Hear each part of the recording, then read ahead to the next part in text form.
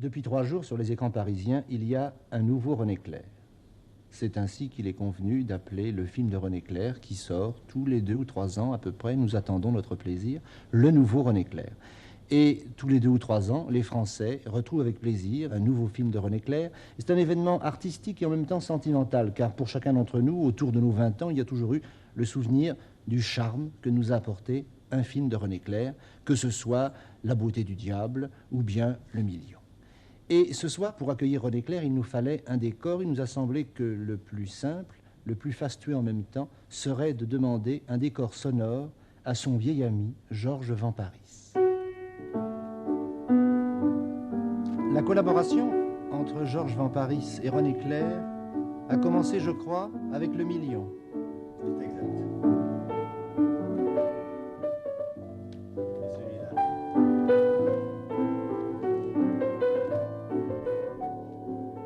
Pour les amants, c'est tous les jours dimanche. Dans le silence et dehors. Et puis il y avait aussi.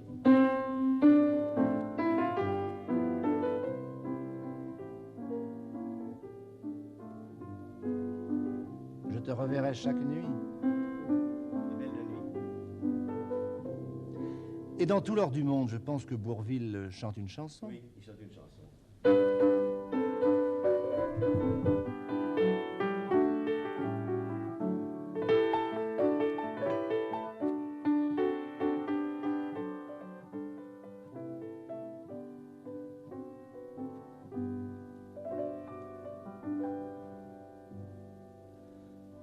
René Clair, ce décor vous plaît?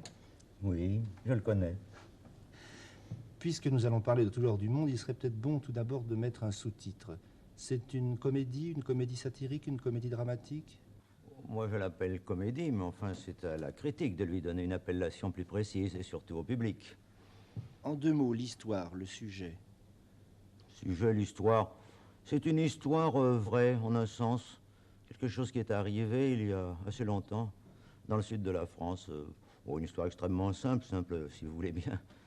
Comme une fable de La Fontaine. Un gros syndicat voulait acheter une énorme quantité de terrain et toute l'affaire a échoué parce qu'un paysan ne voulait pas quitter son puits et sa ferme.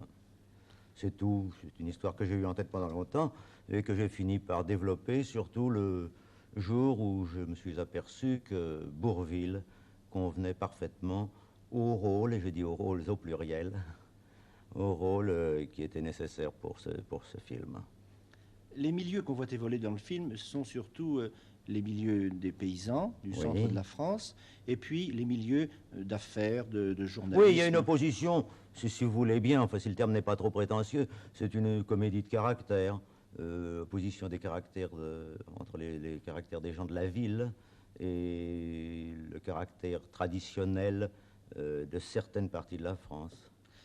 Vous n'êtes pas très habitué à vous promener dans ces milieux paysans. En général, c'est le petit peuple de Paris qui vous intéresse dans vos films. Oui, c'est vrai. Mais le petit peuple de Paris, sous la forme sous laquelle je l'aimais, disparaît de plus en plus avec l'artisanat. Alors que l'on trouve justement en campagne, encore dans la campagne, on trouve encore certains de ces caractères qui se rattachent plus à ce passé que vous voulez bien évoquer.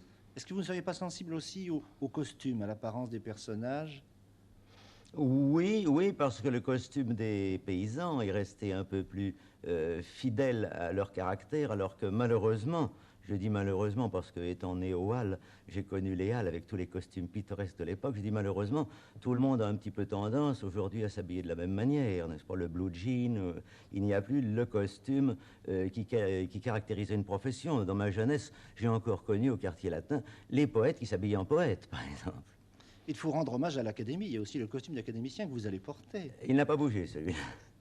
Vous serez un personnage... Depuis David, tout au moins. Vous serez un personnage de René Clair dans un costume d'académicien. Peut-être, je regrette bien qu'il n'y ait pas eu d'académicien dans Entr'acte, d'ailleurs. Ça serait bien amusant aujourd'hui. Vous aimez beaucoup les acteurs. Vous aimez aller chercher chez les acteurs des choses qu'ils peuvent vous apporter, qui vous serviront dans le film. En quoi vous a intéressé Bourvil ? Comme peut vous intéresser un grand acteur qui correspond exactement à ce que vous avez rêvé. Vous le connaissiez depuis longtemps ? Absolument pas. Absolument pas. J'ai fait sa connaissance le jour où j'ai pensé à lui proposer ce film. J'ai été le voir et je lui ai demandé si l'idée l'intéressait. Il a dit oui. J'ai dit nous sommes d'accord. Et c'est un truc que j'employais vis-à-vis de moi-même pour me forcer à travailler, parce qu'à ce moment-là, un engagement ferme était pris. Je n'hésitais plus, comme je le fais trop souvent, comme je l'ai fait pendant à peu près toute ma carrière, entre différentes idées de scénario. Et vous lui avez parlé des 2 rôles. Je lui ai parlé à ce moment-là de 3 ou 4 rôles, c'est vous dire que le scénario n'était pas très défini, puisque je pensais qu'il y en avait 3 ou 4. En réalité, ils se sont limités à 2 et demi, si l'on peut dire. Et vous aviez vu Bourvil au cinéma? Oui, au naturellement.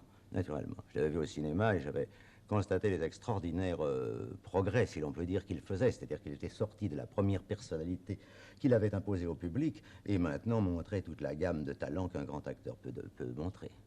Et par conséquent, dans le film, il joue particulièrement, je peux Il dire... joue un rôle de paysan de son âge, qui est le fils d'un vieux paysan assez dur de caractère, et il joue également le vieux paysan parce qu'il était indispensable qu'il y eût une ressemblance entre eux.